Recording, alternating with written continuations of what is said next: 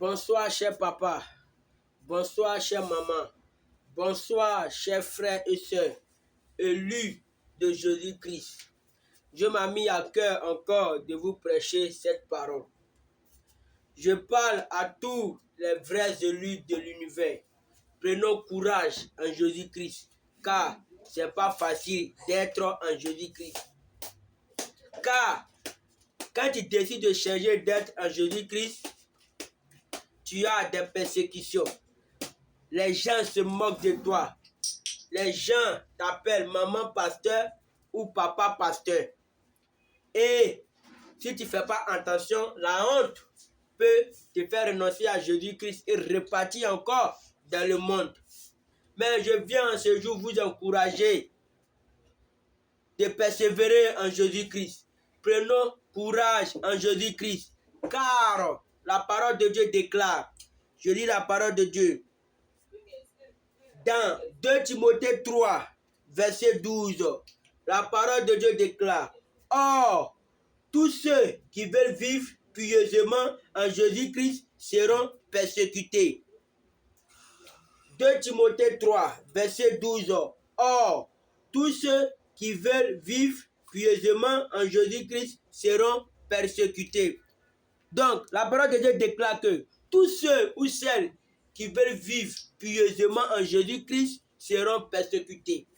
Pourquoi? Parce que le monde a refusé la lumière. Jésus-Christ est venu et le monde l'a refusé.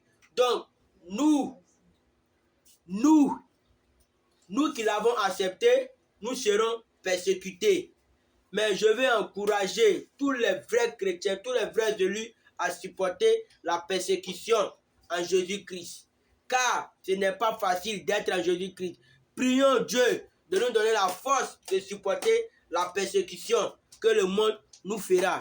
C'est ce qui est réservé à tous les vrais chrétiens de l'univers. Tous les vrais élus de l'univers, nous serons toujours persécutés. Les gens nous voudront du mal. Pourtant, on n'aide à rien faire. D'autres vont dire que on veut chercher non. On veut chercher non. Comme cela, parce qu'on a changé de vie. Mais il ne faut pas que cela nous ramène encore dans le passé. Prenons courage comme notre Seigneur Jésus-Christ l'a fait. Prenons courage comme notre Seigneur Jésus-Christ l'a fait. Prenons courage. Prenons courage. Prenons courage en Jésus-Christ. De la manière que Jésus-Christ a pu le supporter jusqu'à mourir. C'est de cette même manière que nous aussi nous pouvons le supporter. Car nous avons l'esprit de Jésus-Christ en nous. Et la parole de Dieu déclare qu'il sera toujours avec nous jusqu'à la fin des temps. J'encourage tous les vrais élus à lire la Bible.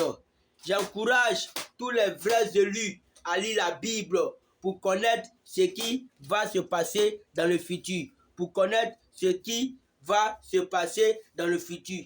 Car c'est ce qui attend tous les vrais élus de l'univers. La persécution. Et prenons courage pour ne pas faillir.